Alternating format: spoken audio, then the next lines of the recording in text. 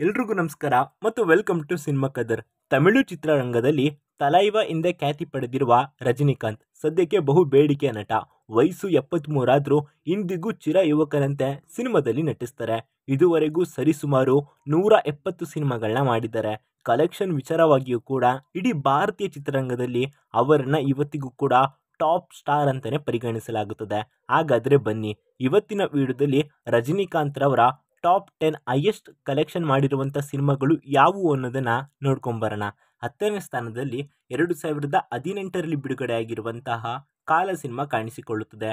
ಬರೋಬ್ಬರಿ 130 ಕೋಟಿ ಬಜೆಟ್ನಲ್ಲಿ ನಿರ್ಮಾಣವಾದಂಥ ಈ ಸಿನಿಮಾ 152 ಕೋಟಿ ಕಲೆಕ್ಷನ್ ಮಾಡುವ ಮೂಲಕ ಫ್ಲಾಪ್ ಎನ್ನುವ ಹಣೆಪಟ್ಟಿ ಪಡೆದುಕೊಂಡ್ರೂ ಕೂಡ ಐಪ್ ವಿಚಾರದಲ್ಲಿ ಸಾಕಷ್ಟು ದೊಡ್ಡ ಮಟ್ಟದಲ್ಲಿ ಸದ್ದು ಮಾಡಿತ್ತು. 9ನೇ ಸ್ಥಾನದಲ್ಲಿ 2014ರಲ್ಲಿ ಬಿಡುಗಡೆಯಾಗಿರುವಂಥ ಲಿಂಗ ಸಿನಿಮಾ ಕಾಣಿಸಿಕೊಳ್ಳುತ್ತದೆ. ಇದು ಕೂಡ ಸಾಕಷ್ಟು ನಿರೀಕ್ಷೆಯನ್ನು ಹೆಚ್ಚಿಸಿದಂಥ ಸಿನಿಮಾವಾಗಿತ್ತು. ಆದರೆ 125 ಕೋಟಿ ರೂಪಾಯಿ ಬಜೆಟ್ನಲ್ಲಿ ನಿರ್ಮಾಣವಾದಂಥ ಈ ಸಿನಿಮಾ ಕೂಡ ಗಳಿಸಿದ್ದು ಕೇವಲ 150 ಕೋಟಿ ಅಷ್ಟೇ. ಇನ್ನು 8ನೇ ಸ್ಥಾನದಲ್ಲಿ ಸೂಪರ್ ಸ್ಟಾರ್ ರಜನಿಕಾಂತ್ ರವರ ಸಿನಿಮಾ ಕೆರಿಯರ್ನ ಅತ್ಯಂತ ಯಶಸ್ವಿ ಸಿನಿಮಾಗಳಲ್ಲಿ ಒಂದಾಗಿರುವಂಥ ಶಿವಾಜಿ ಕಾಣಿಸ್ಕೊಳ್ತದೆ. 2007ರಲ್ಲಿ ರಿಲೀಸ್ ಆದಂಥ ಈ ಸಿನಿಮಾ 60 ಕೋಟಿ ರೂಪಾಯಿ ಬಜೆಟ್ನಲ್ಲಿ ತಯಾರಾಗಿದ್ದರೂ ಕೂಡ ಕಲೆಕ್ಷನ್ ಮಾಡಿದ್ದು ಭರ್ಜರಿ 156 ಕೋಟಿ ರೂಪಾಯಿಗಳು. ಇನ್ನು 2021ರಲ್ಲಿ ಬಿಡುಗಡೆಯಾಗಿರುವಂಥ ಅಣ್ಣಾತ ಸಿನಿಮಾ 7ನೇ ಸ್ಥಾನದಲ್ಲಿ ಕಾಣಿಸ್ಕೊಳ್ತದೆ. ಈ ಸಿನಿಮಾದಲ್ಲಿ ಪ್ರಮುಖ ಪಾತ್ರದಲ್ಲಿ ರಜನಿಕಾಂತ್ ಅವರ ಜೊತೆ ನಟಿ ಮೀನಾ ಹಾಗೂ ಕೀರ್ತಿ ಸುರೇಶ್ ಕೂಡ ಕಾಣಿಸ್ಕೊಂಡಿದ್ರು. 170 ಕೋಟಿ ರೂಪಾಯಿ ಗಳಿಸಿದ ಈ ಸಿನಿಮಾದ ಬಜೆಟ್ 150 ಕೋಟಿ ರೂಪಾಯಿ ಆಗಿತ್ತು. ಹೀಗಾಗಿ ಈ ಸಿನಿಮಾದ ಫಲಿತಾಂಶ ಆವರೇಜ್ ಆಗಿತ್ತು. 6ನೇ ಸ್ಥಾನದಲ್ಲಿ ಕಾರ್ತಿಕ್ ಸುಬ್ಬರಾಜು ನಿರ್ದೇಶನದಲ್ಲಿ ಮೂಡಿಬಂದ 2019ರ ಪೇಟ ಸಿನಿಮಾ ಕಾಣಿಸಿಕೊಳ್ತದೆ. ಈ ಸಿನಿಮಾ ಸೂಪರ್ ಹಿಟ್ ಎನ್ನುವಂಥ ಫಲಿತಾಂಶವನ್ನು ಪಡೆದುಕೊಂಡಿತ್ತು.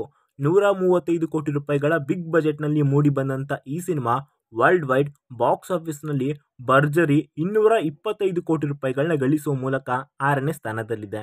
5ನೇ ಸ್ಥಾನದಲ್ಲಿ ಮುರುಗದಾಸ್ ನಿರ್ದೇಶನದಲ್ಲಿ ಮೂಡಿಬಂದಂಥ ಹಾಗೂ ತಲೈವ ರಜನಿಕಾಂತ್ ಖಡಕ್ ಪೊಲೀಸ್ ಅಧಿಕಾರಿ ಪಾತ್ರದಲ್ಲಿ ಕಾಣಿಸಿಕೊಂಡಂಥ ದರ್ಬಾರ್ ಸಿನಿಮಾ ಕಾಣಿಸಿಕೊಳ್ತದೆ. 200 ಕೋಟಿ ರೂಪಾಯಿ ಬಜೆಟ್ನಲ್ಲಿ ತಯಾರಾಗಿರುವಂಥ ಈ ಸಿನಿಮಾ ಗಳಿಸಿದ್ದು ಕೇವಲ 226 ಕೋಟಿ ರೂಪಾಯಿ ಮಾತ್ರ. ಈ ಸಿನಿಮಾ ಬಹುಭಾಷೆಯಲ್ಲಿ ನಿರ್ಮಾಣವಾಗಿದ್ರೂ ಕೂಡ ಹೇಳಿಕೊಳ್ಳುವಷ್ಟು ಪ್ರದರ್ಶನವನ್ನು ಬಾಕ್ಸ್ ಆಫೀಸ್ನಲ್ಲಿ ಮಾಡಲಿಲ್ಲ. 4ನೇ ಸ್ಥಾನದಲ್ಲಿ ಕಾಣಿಸಿಕೊಳ್ಳುವ ಸಿನಿಮಾ ಇಂದಿರನ್ ಅಂದರೆ ರೋಬೋ ಸಿನಿಮಾ. ಶಂಕರ್ ಎನ್ನುವಂಥ ಮಾಸ್ಟರ್ ಪೀಸ್ ನಿರ್ದೇಶಕನ ನಿರ್ದೇಶನದಲ್ಲಿ ಮೂಡಿಬಂದಂಥ ಈ ಸಿನಿಮಾದಲ್ಲಿ ರಜನಿಕಾಂತ್ ರವರಿಗೆ ಐಶ್ವರ್ಯ ರೈ ಜೋಡಿಯಾಗಿ ಕಾಣಿಸ್ಕೊಳ್ತಾರೆ. ವಿಭಿನ್ನವಾಗಿ ಮೂಡಿಬಂದಂಥ ಈ ಸಿನಿಮಾ ತಯಾರಾಗಿದ್ದು ಕೂಡ 130 ಕೋಟಿ ರೂಪಾಯಿ ಬಜೆಟ್ನಲ್ಲಿ ಹಾಗೂ ಗಲ್ಲಾಪೆಟ್ಟಿಗೆಯಲ್ಲಿ 290 ಕೋಟಿ ರೂಪಾಯಿಗಳ ಭರ್ಜರಿ ಬಾಕ್ಸ್ ಆಫೀಸ್ ಕಲೆಕ್ಷನ್ ಕೂಡ ಮಾಡಿತ್ತು. ಇನ್ನು 2016ರಲ್ಲಿ ಬಿಡುಗಡೆಯಾಗಿರುವಂಥ ಕಬಾಲಿ ಸಿನಿಮಾ 3ನೇ ಸ್ಥಾನದಲ್ಲಿ ಕಾಣಿಸ್ಕೊಳ್ತದೆ. 120 ಕೋಟಿ ರೂಪಾಯಿಗಳ ಬಜೆಟ್ನಲ್ಲಿ ನಿರ್ಮಾಣವಾದಂಥ ಈ ಸಿನಿಮಾ 300 ಕೋಟಿ ರೂಪಾಯಿನ ಗಳಿಸಿತ್ತು. 2ನೇ ಸ್ಥಾನದಲ್ಲಿ 2023ರಲ್ಲಿ ಬಿಡುಗಡೆಯಾಗಿರುವಂಥ ಜೈಲರ್ ಸಿನಿಮಾ ಕಾಣಿಸ್ಕೊಳ್ತದೆ.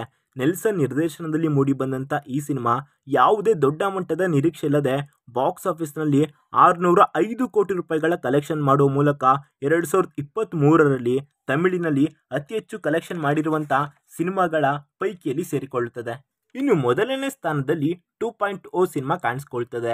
ರೋಬೋ ಸಿನಿಮಾದ 2ನೇ ಅವತರಣಿಕೆ ಆಗಿರುವಂಥ ಈ ಸಿನಿಮಾದಲ್ಲಿ ಬಾಲಿವುಡ್ ಚಿತ್ರರಂಗದ ಖ್ಯಾತ ನಟ ಅಕ್ಷಯ್ ಕುಮಾರ್ ಕೂಡ ಪ್ರಮುಖ ಪಾತ್ರದಲ್ಲಿ ಕಾಣಿಸ್ಕೊಂಡಿದ್ರು. 600 ಕೋಟಿ ರೂಪಾಯಿಗಳ ದೊಡ್ಡ ಬಜೆಟ್ನಲ್ಲಿ ನಿರ್ಮಾಣವಾದಂಥ ಈ ಸಿನಿಮಾ ಗಳಿಸಿದ್ದು 675 ಕೋಟಿ ರೂಪಾಯಿಗಳು ಮಾತ್ರ. ಇವುಗಳ ಸ್ನೇಹಿತರೆ ರಜನಿಕಾಂತ್ ಅವರ ಸಿನಿಮಾ ಜೀವನದ ಟಾಪ್ 10 ಹೈಯೆಸ್ಟ್ ಕಲೆಕ್ಷನ್ ಮಾಡಿರುವಂಥ ಸಿನಿಮಾಗಳ ಪಟ್ಟಿ. ಇದೇ ರೀತಿಯಾದ ಎಲ್ಲ ಸಿನಿಮಾ ಸುದ್ದಿಗಳನ್ನ ನಾವು ನಮ್ಮ ಇನ್ಸ್ಟಾ ಎಫಿ ಪೇಜ್ಗಳಲ್ಲೂ ಕೊಡ್ತಾ ಇರ್ತೀವಿ.